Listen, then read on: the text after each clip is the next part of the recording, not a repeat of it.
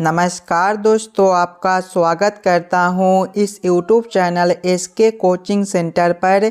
दोस्तों आज हम लोग इस वाले पार्ट के अंदर रीजनिंग के 10 अलग अलग प्रकार के इम्पोर्टेंट प्रश्न को देखने वाले हैं, जो कि आपको आने वाले आगामी सभी परीक्षाओं के लिए काफ़ी महत्वपूर्ण होने वाला है। और सभी प्रश्न को हम लोग एकदम शॉर्ट ट्रिक के साथ सॉल्व करेंगे, तो आप लोग वीडियो में हमारे साथ अंत तक जरूर बने रहिएगा। और सभी प्रश्न को पहले आप लोग खुद से जरूर सॉल्व करने की कोशिश कीजिएगा। क्वेश्चन नंबर 1 आपको कह रहा है, दी गई आकृति में त्रिभुजों की संख्या ज्ञात करें। इस वाले आकृति के अंदर टोटल कितना ट्रायंगल त्रिभुज बनता है, ये हम लोगों से पूछ रहा है। सबसे पहले आप लोग वीडियो को रोककर खुद से जरूर काउंटिंग करने की कोशिश कीजिएगा।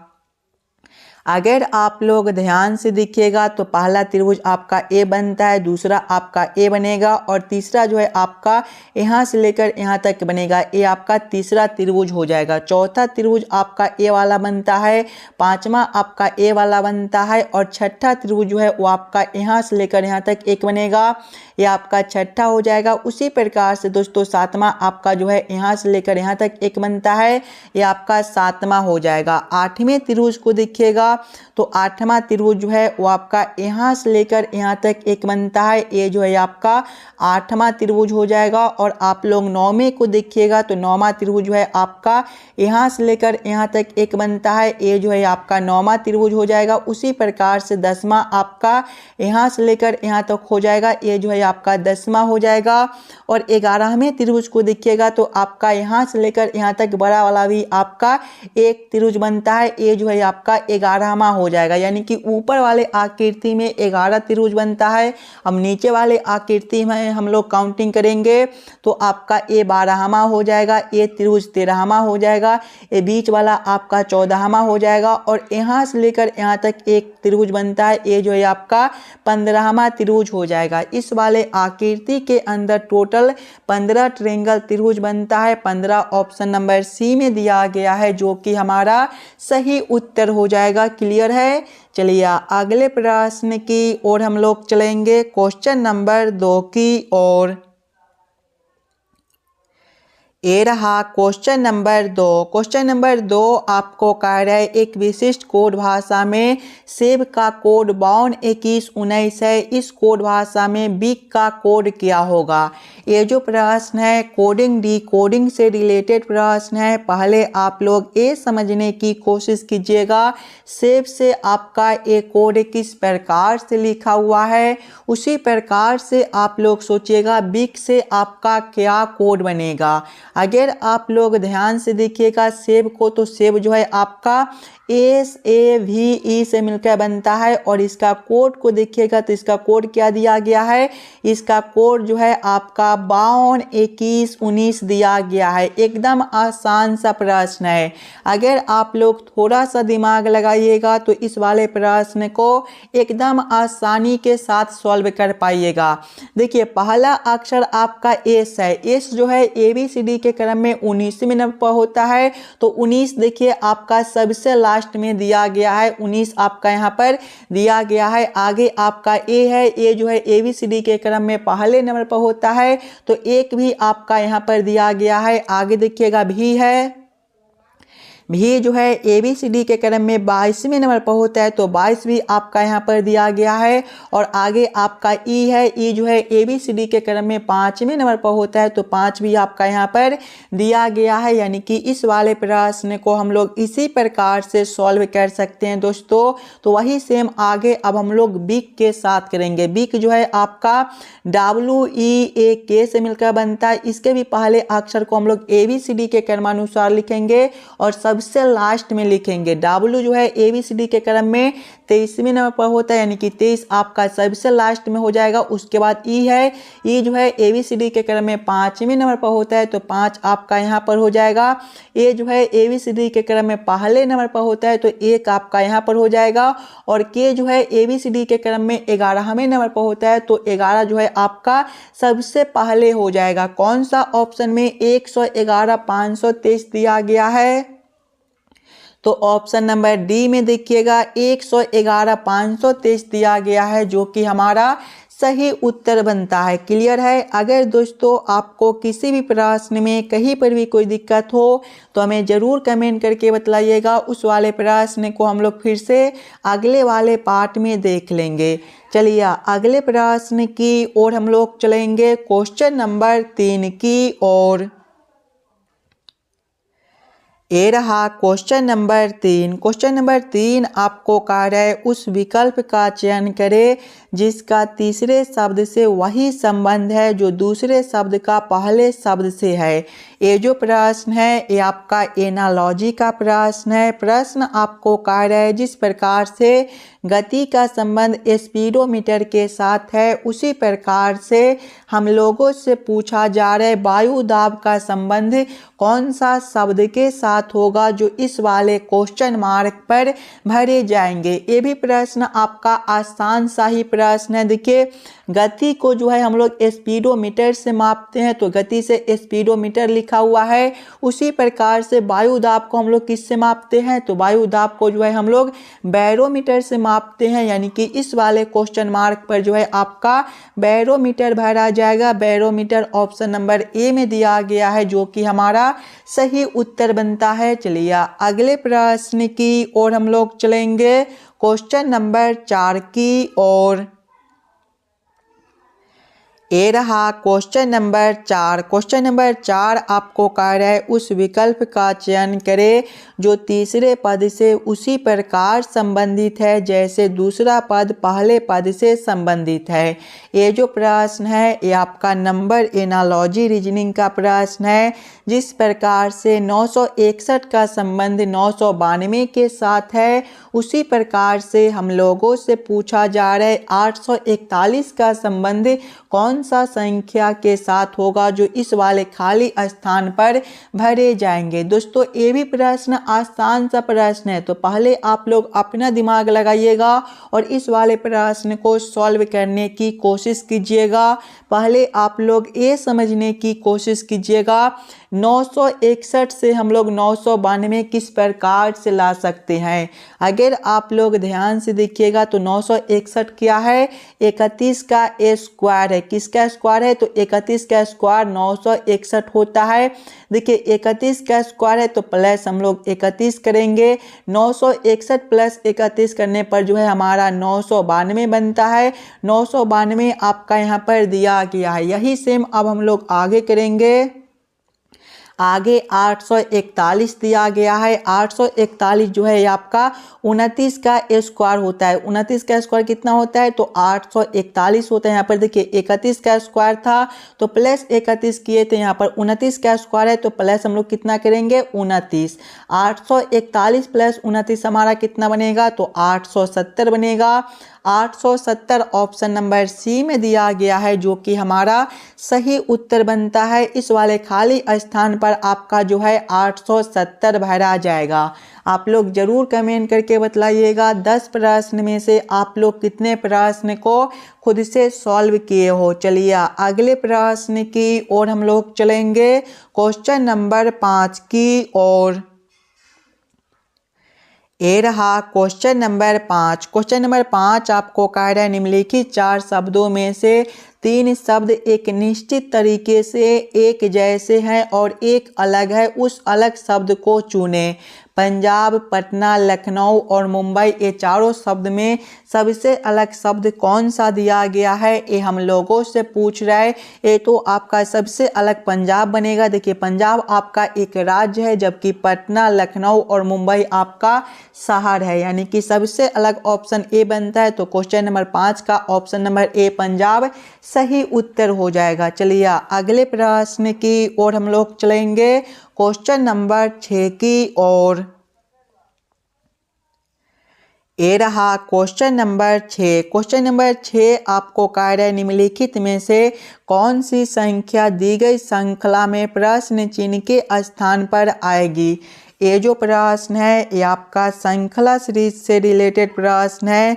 एक श्रृंखला सीरीज दिया गया है और यहाँ पर एक क्वेश्चन मार्क है। इस वाले क्वेश्चन मार्क पर कौन सा संख्या भरा जाएगा ये हम लोगों से पूछ रहा है।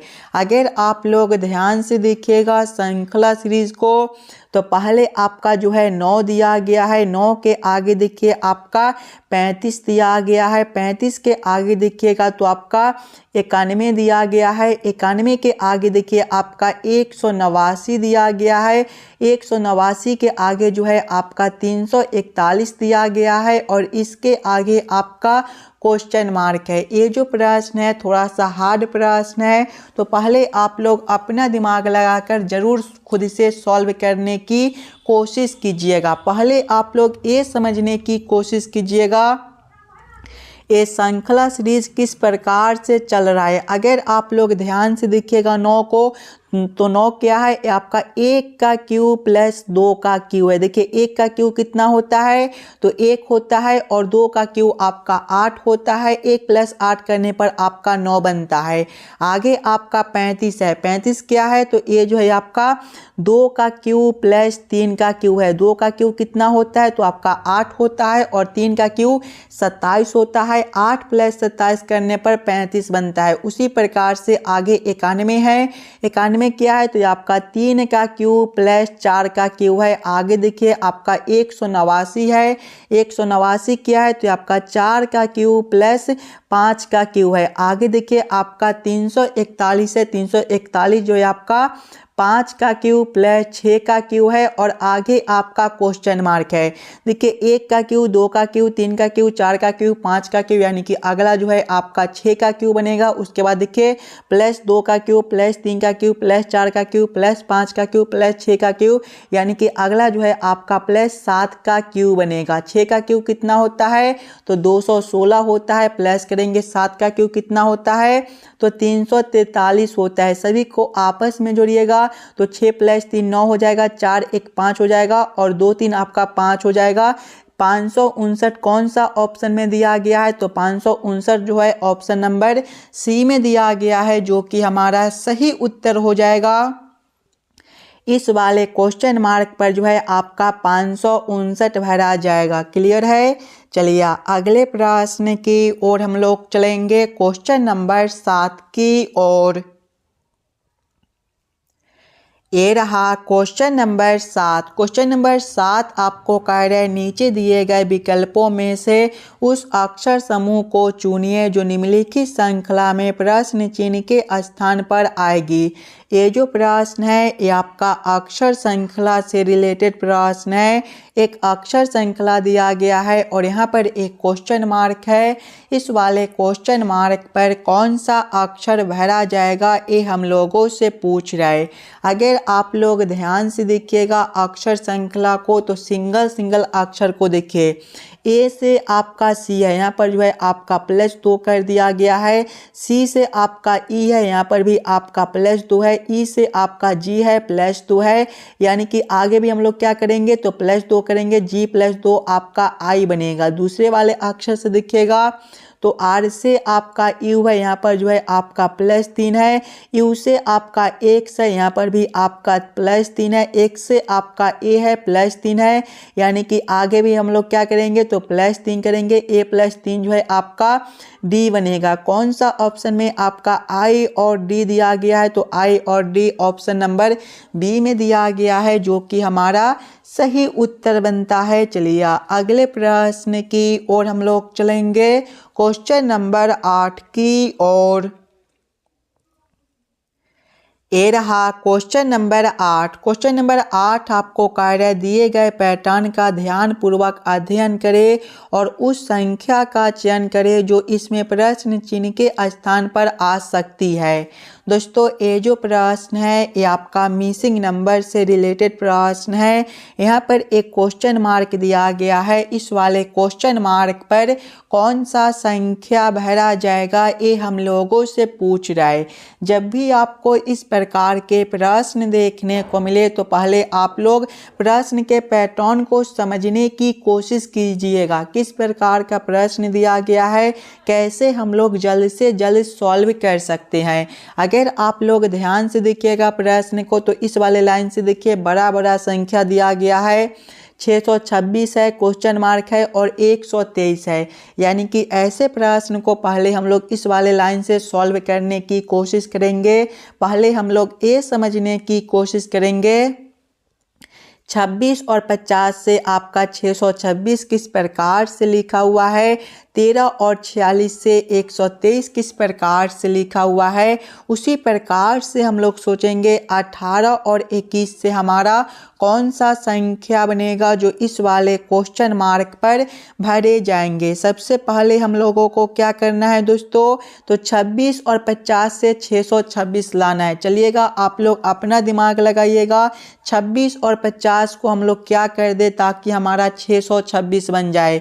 ये भी प्रश्न आपके लिए एकदम आसान सा प्रश्न है, तो आप लोग दिमाग लगाकर पहले खुद से जरूर सॉल्व करने की कोशिश कीजिएगा। पहला संख्या आपका 26 है। अगर हम लोग पहले 26 का स्क्वायर करते हैं तो 26 का स्क्वायर हमारा कितना बनेगा, 26 का स्क्वायर जो है आपका 676 होता है। माइनस करेंगे अगर हम लोग दूसरा संख्या, तो दूसरा संख्या आपका 50 है। 676 माइनस 50 करने पर जो है आपका 626 बनता है। नीचे आपका 626 दिया गया है।